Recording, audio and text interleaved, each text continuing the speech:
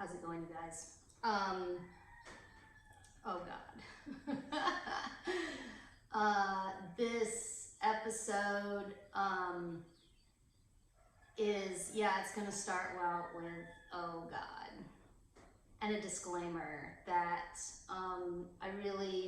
there is a part of me that really is a hermit, that really doesn't want to be doing any of this.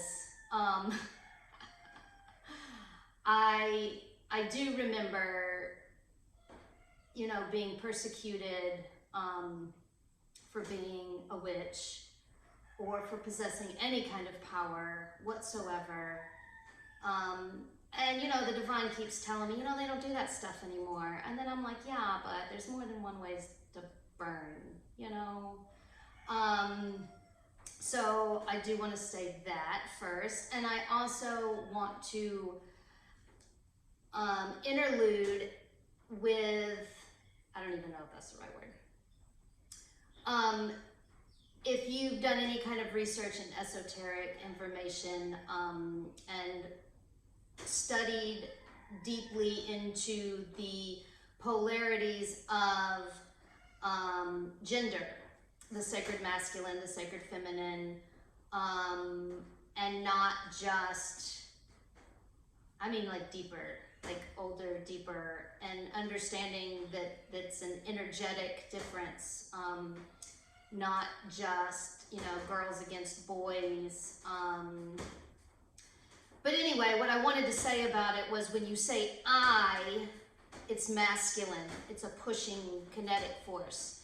When you say me, it's a feminine, it's a receiving force. Obviously, you need both to create anything.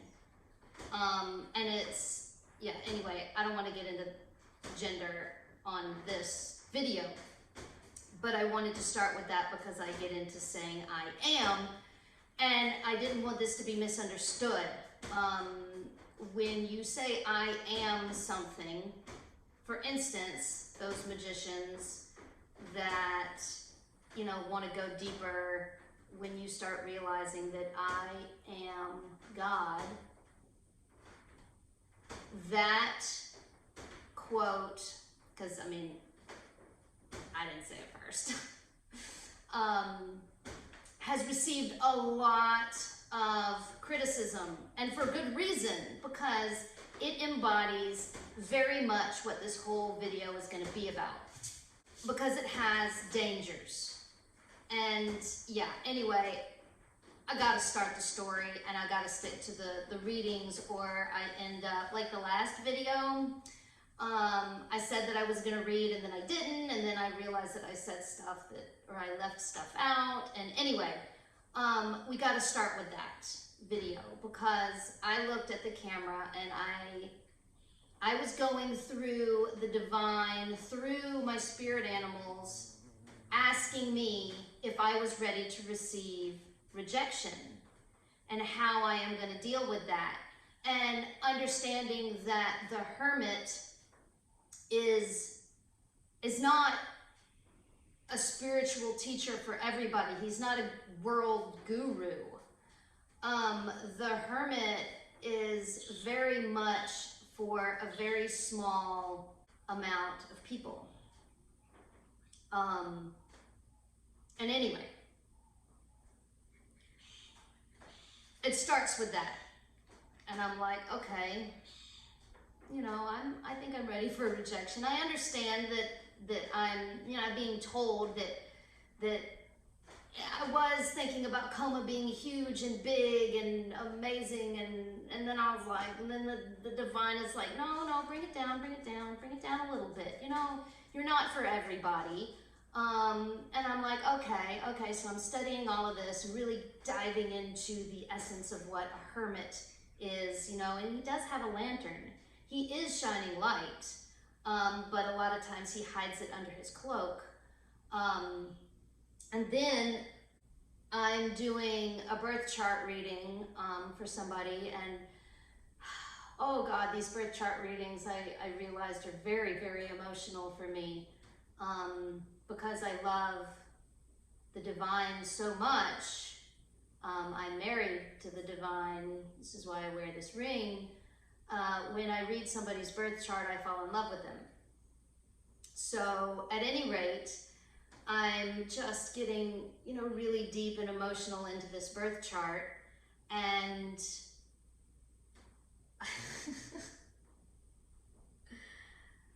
this is not the first time I realized this about Chiron, okay?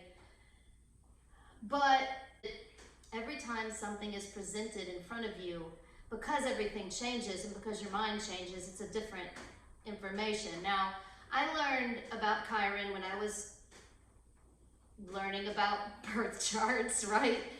And I realized a lot of things came to me. One, it was spotted on the month and year of my birthday, October 1977.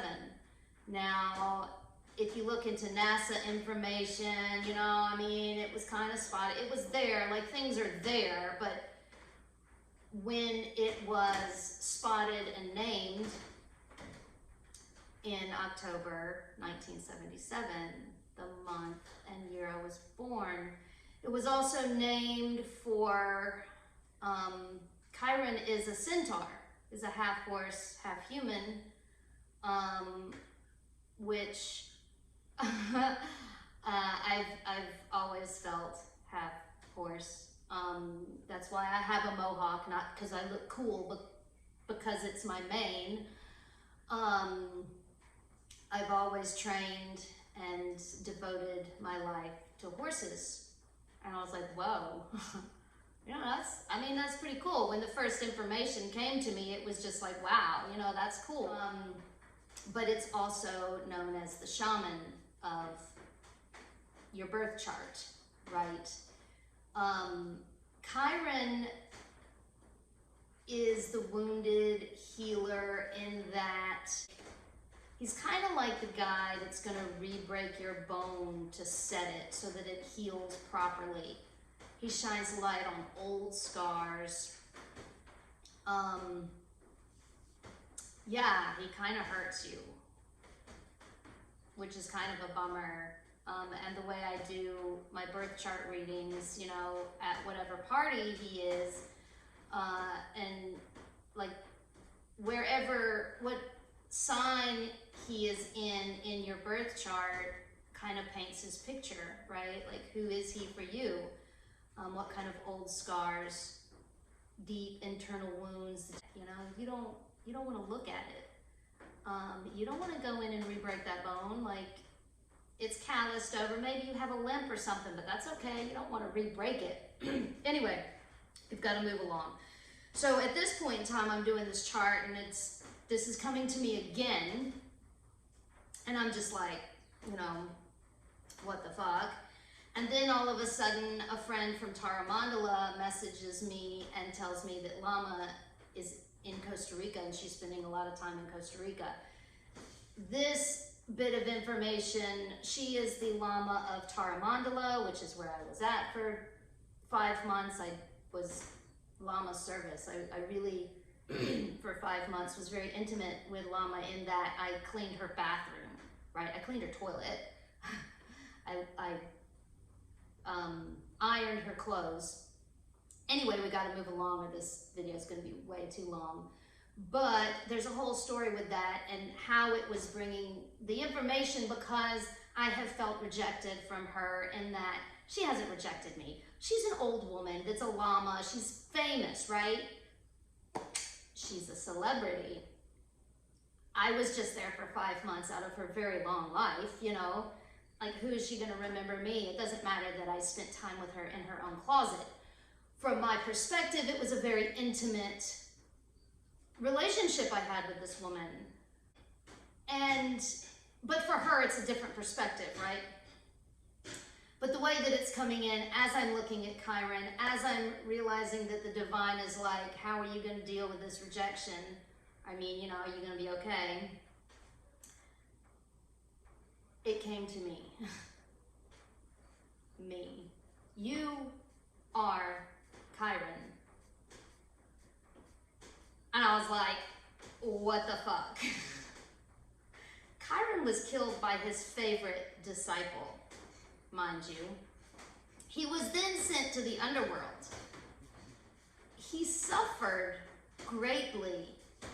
He was in a lot of pain. Like, look into Chiron, the mythological story of Chiron.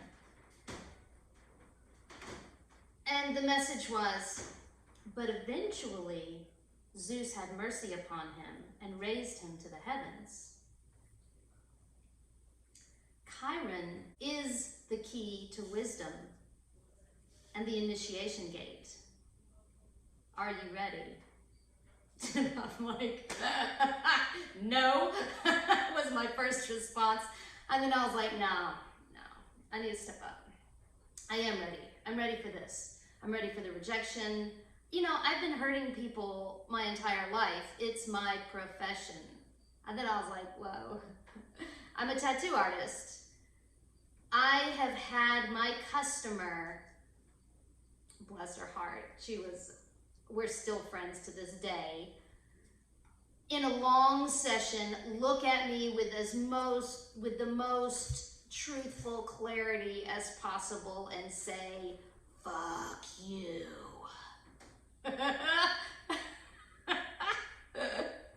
You know, it's very familiar to hurt people for me. I do it all the time. And then it came to me, I no longer need to fear the weather. It is me. I am it.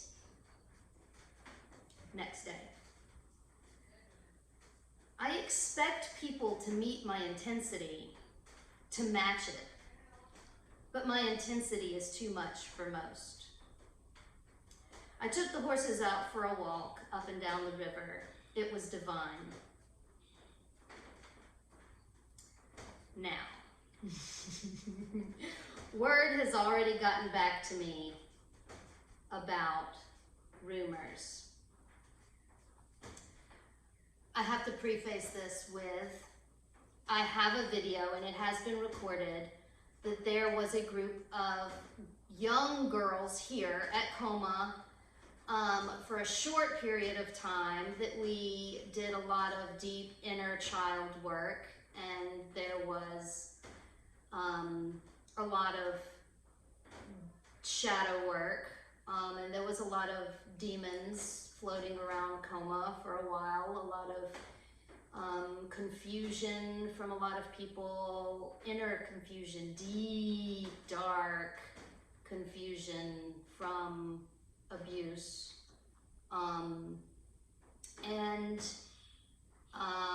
My Mars in Cancer was activated and I blew my top.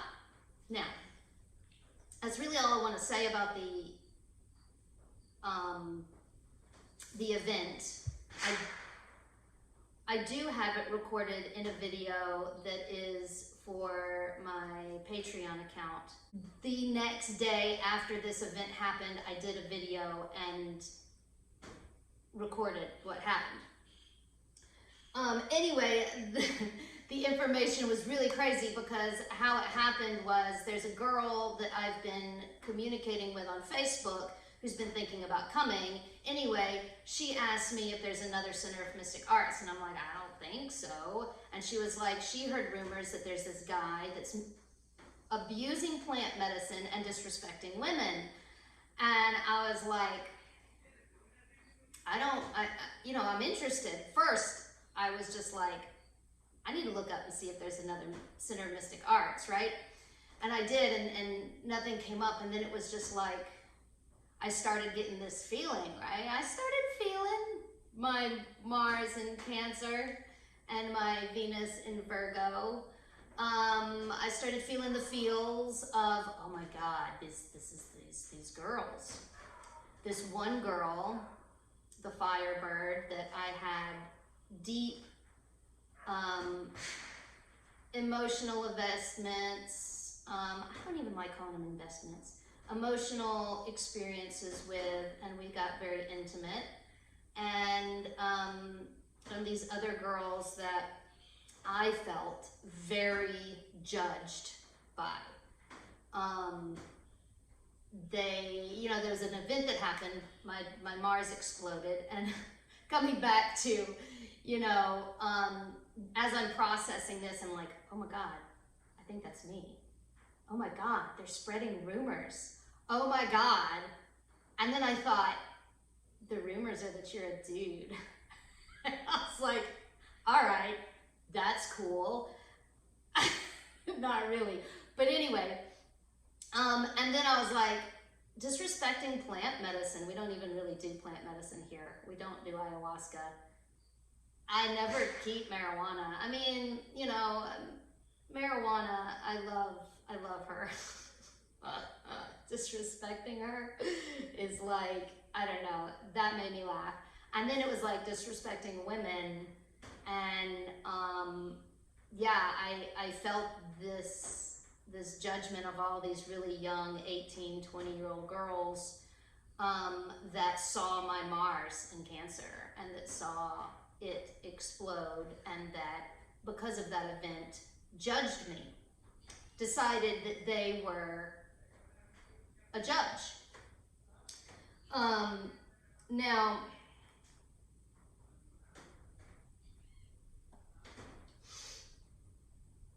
I wrote that I'm very grateful for the message to be able to have preparation, because I immediately thought of, the divine was like, you were prepared for this. How are you going to feel? There's always been a part of me that wants everybody to like me.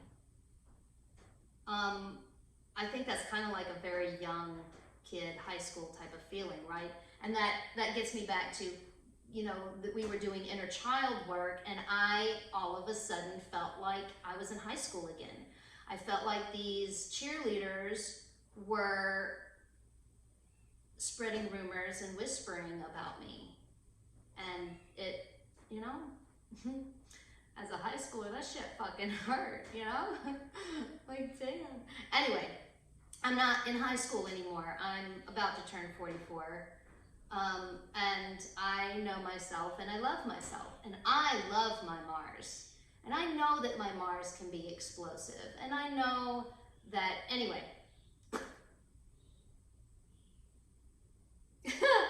the divine says, don't have sex with crazy.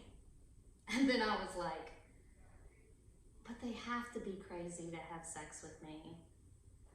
And the divine was like, then don't have sex. And I was like,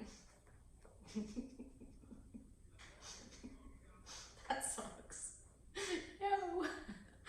No. I mean, I don't, the truth, the funny thing, the truth of the matter is I don't have a lot of sex at all.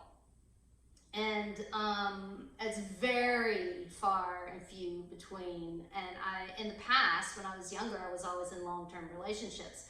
So when I was in a relationship, I have a lot of sex with the person that I'm in the relationship with.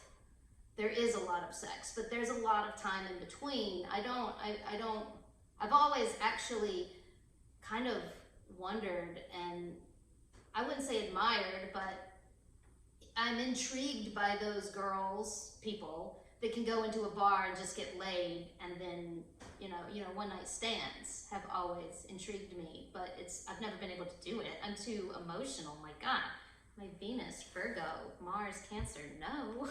Anyway, so the divine was like,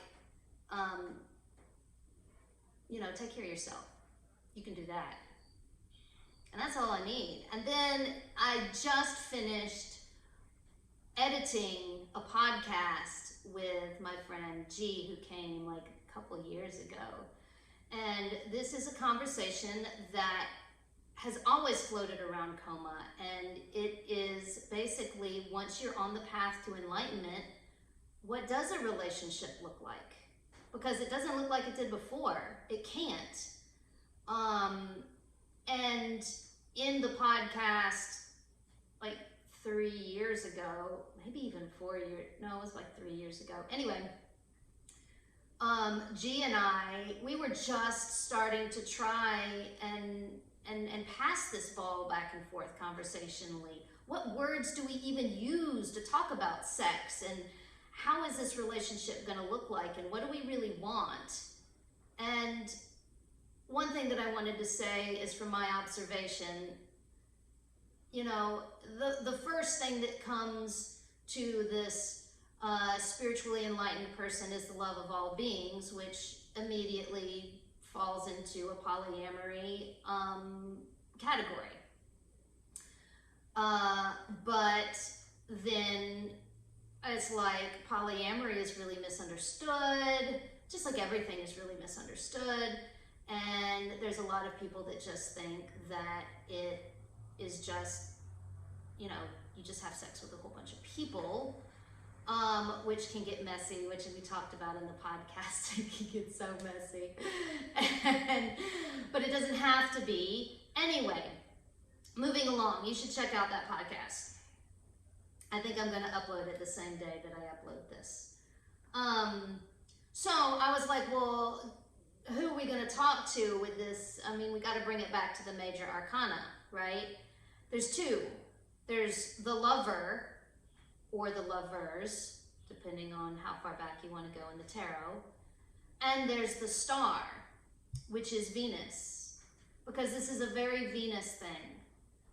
This trap is within Venus.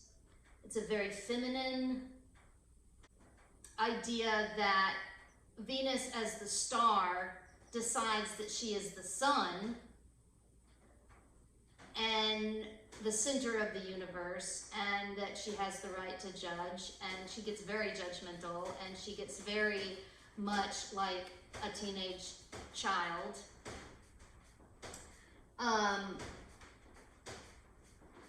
Which I thought of Sophie, but I have her written down. So, what I wanted to say about the number 6, the lover. This is a quote from The Way of the Tarot. When I dissolve in your body, it is to detach you from the dictatorship of mirrors, models, the gaze of others, basically what other people see, the pain of comparisons. I permit you to live your own life and assume your own light and beauty. When you love yourself, it doesn't matter what other people say about you or how even other people look at you. That mirror, yeah. There's another quote. Everything works in concert to increase my joy. Even what you interpret as negative circumstances, mourning, difficulties, pettiness, obstacles. I love all things. I loved that Firebird. Even though my Mars scared the fucking shit out of her and she ran away, I did love her. I wasn't attached, but it was fun while it lasted. And I legitimately, I love all those crazy girls. There was this one time during NTVs that one of them, and that's the thing, is I'm not gonna name any of them. And I'm not saying stories, I'm not talking bad about them, right? Like, that's the other thing to understand, is when I'm speaking about all of them, it's with love and compassion. But this made me laugh, and I have to say, we were during MTVs, one of the youngest girls was, we came out of vocal toning, and she was just like, oh my God, that was so amazing, I totally fell asleep. You know, I'm sorry, I don't know why it tickled me so much, because it's like, you know, that falling asleep. Anyway, okay, let's look at the star, which is number 17. The number 7 is Venus, and 17 has the 1, which is masculine, and 7. So she even, in the Arcana tarot, she has a masculine in there. Again, this is a quote from the Way of the Tarot.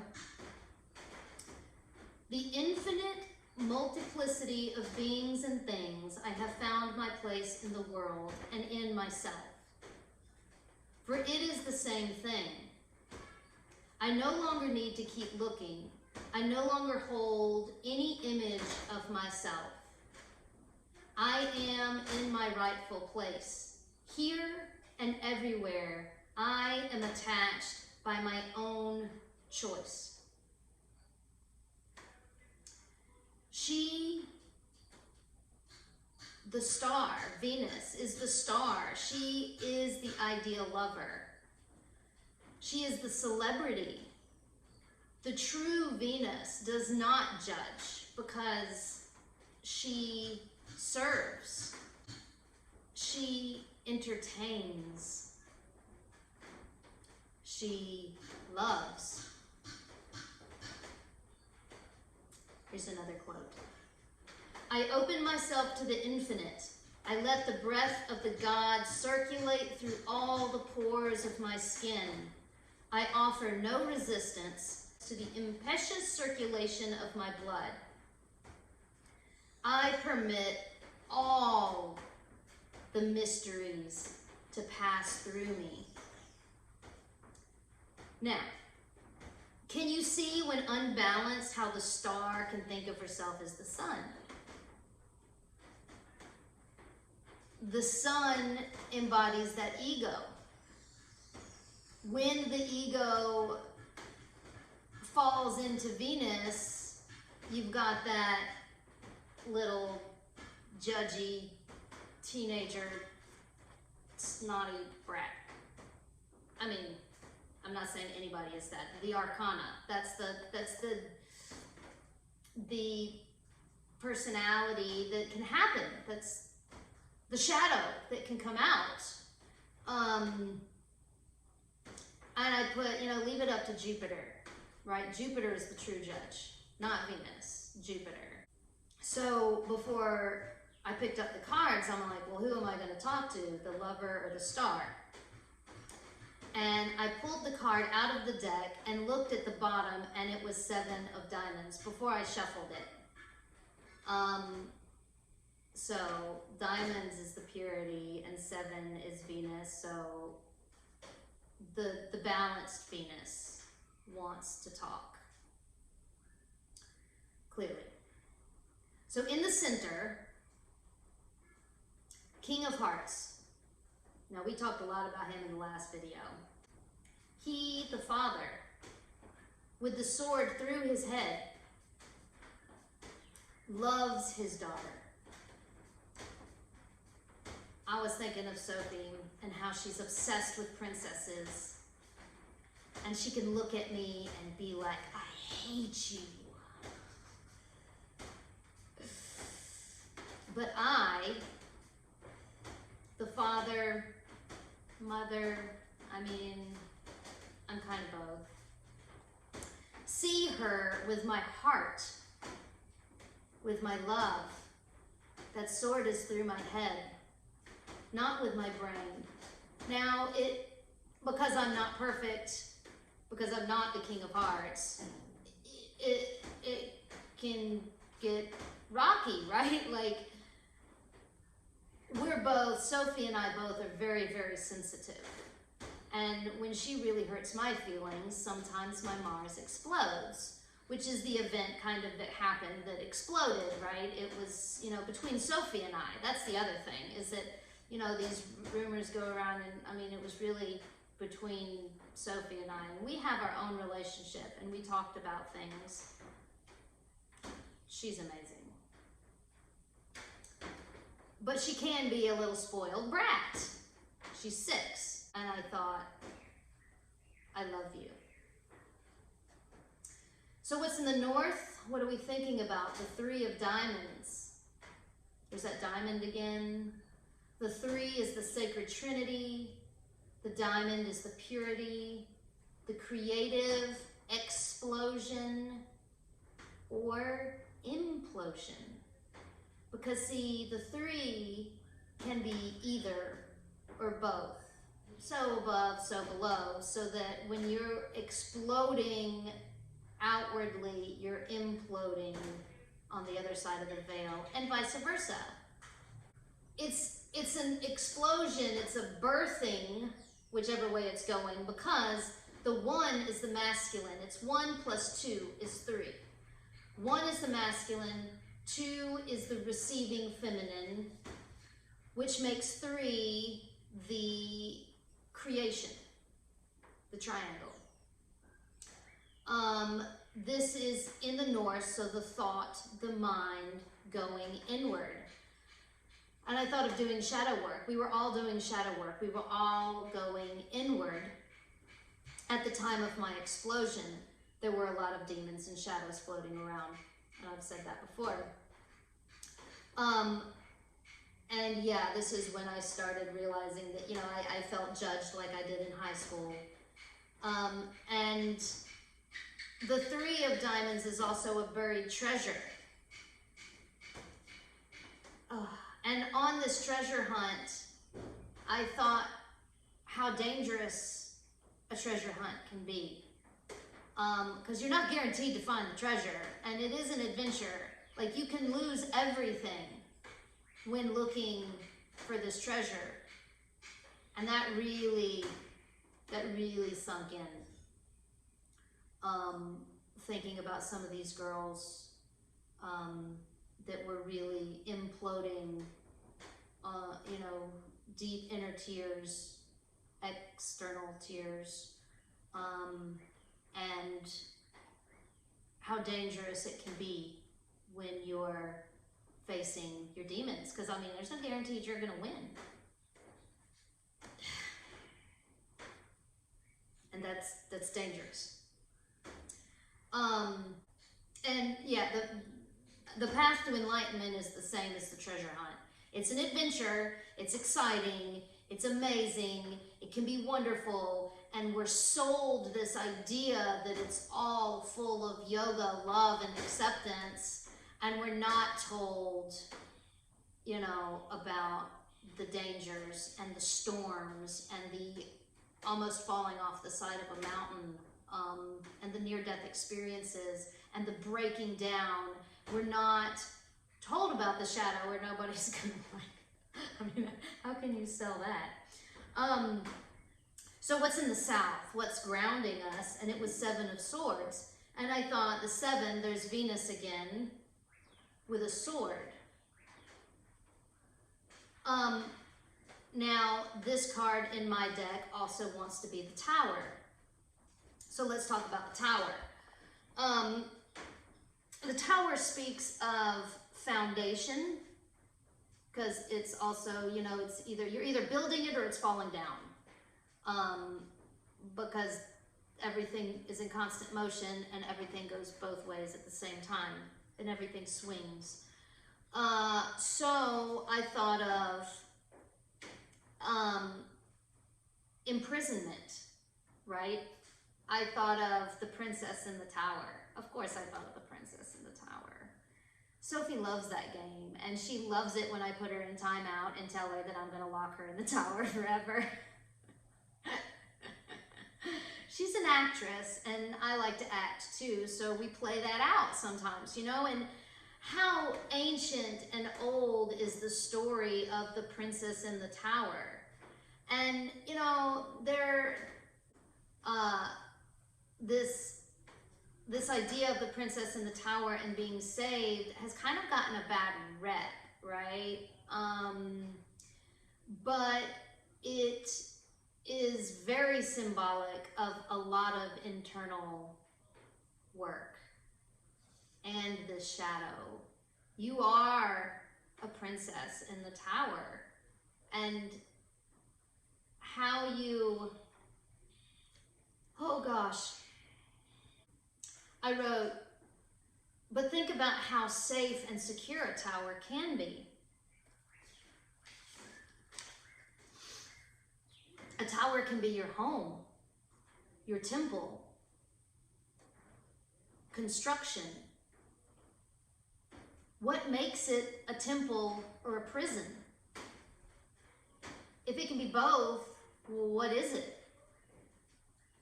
It's your perspective. It's your mind. There's that sword. It's how you see things. You paint your own reality. And I thought of, you know, you can paint the picture of this person was bad to me, disrespected me, did things I didn't like, and tell other people that, which saying anything bad about anybody else really damages that chakra, the Vishuddha chakra, because I'm trying to memorize the chakras. Anyway, you are the princess imprisoned in your own shadows and miseries until a hurricane comes through and blows the fucking top off of the tower. And you look up and the light shines down and you realize that you were saved by this tower.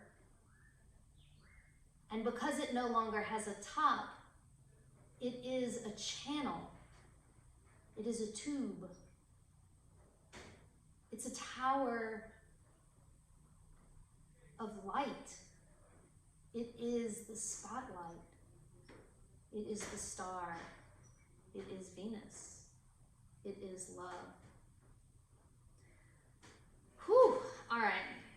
So what's in the East? 9 of Hearts.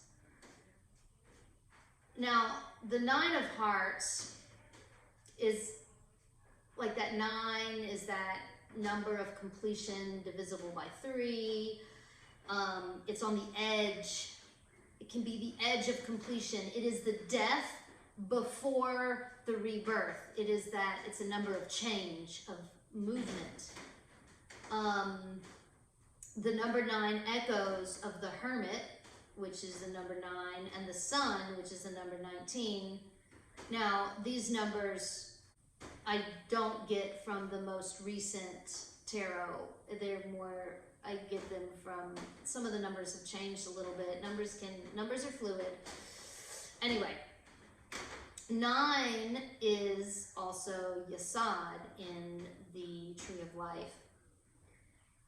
It's the moon, it's the reflections, it's the astral body. The East, which is where this card is the point of change. It's that eastern horizon from darkness to light. I'm like, that's a beautiful position right there. You're literally changing from night to day. You're shedding light on this subject. Light and love. And I wrote, disrespecting women? Fucking crazy. 9 of Hearts also echoes and speaks of sensual pleasure, which is why also that came to me, which is, you know, that sometimes the unbalanced Venus she doesn't want to be looked at because she's not ready to look at herself. I mean, it's a real trippy head trip. It's a head trip. But you know, I'm actually glad that I am a woman, because I feel like, unfortunately, men get a bad reputation for really admiring women. You kind of have to hold it secret. You can't look at a woman and just, because it feels, you're objectifying that woman. It's like, are you objectifying a flower? When you look at a flower and you're just like, But you know, it also goes back to that prana, is that people don't really quite understand. Like, I can look at a flower and feel prana. I mean, turn myself on. Prana is sexual energy, is that feeling of sexual excitement. But it doesn't have to lead to sex. So anyway, that's a whole nother subject that, you know, we talk about here at CoMA. We talk about sex here at CoMA because we need to talk about sex. It's a very misunderstood, confusing subject. I mean, even for me, like, dude, I find it more confusing than I think most people find it.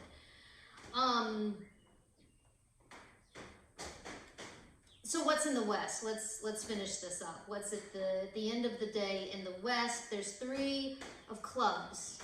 Now, there's that 3 again, and there's clubs. Clubs is the phallic symbol of the tarot. Wands. Fire. It is the masculine exploding or imploding, because it's both ways. The club, unlike the sword, is wild and unaltered. We've talked about the club before in other videos. A sword is crafted and put into submission, where a club, you just walk out into the forest and you grab a fucking club and you swing it, right? I think it was in the last video we talked about that. It also is sacred sexual energy. It is the embodiment of sexual energy, but you have to view it as sacred. And this is something I said in the podcast that I was still trying to figure out. I didn't know what the words that I was using were, not as eloquent as I can speak today, because editing these podcasts have taught me a lot about how I speak. But the importance of holding sex as sacred, and what that means, what it means to hold something as sacred is definitely worth really studying and contemplating and pondering on. The sanctity of sex. Be careful who you choose to have sex with, which goes back to the divine being like, don't have sex with crazy. And I'm like, meh, I really like crazy, you know? You know, how crazy can we make this moment?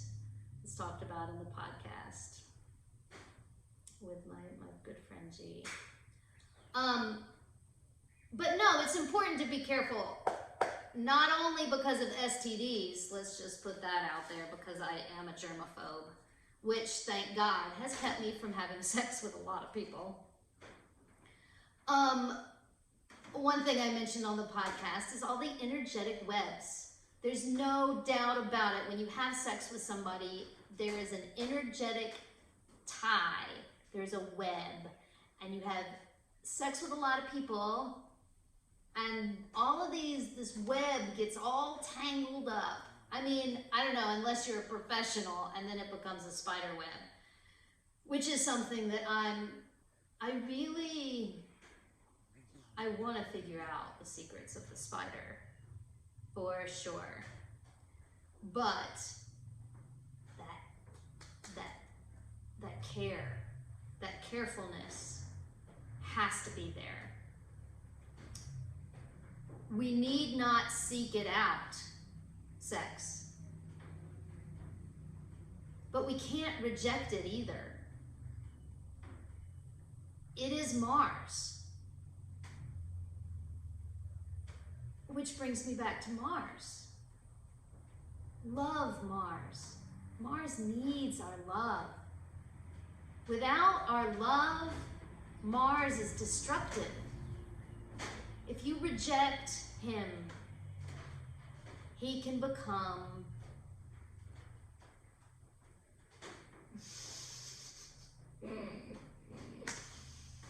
dude, it's human nature, right? And everything is sacred. So I'm gonna end it at that. Thank you so much for watching and listening and being involved in the story. If you want to know more, check out my website, centerofmysticarts.com. I have a Patreon account, which has some cool stuff on it. I have spiritual texts that I have published on Amazon. The podcast, which I've mentioned. And I'm a recorder, so I record everything. So anybody that is interested in anything, it has been recorded. Just seek it out. Thank you. Take care. In love and light and lube. Ciao.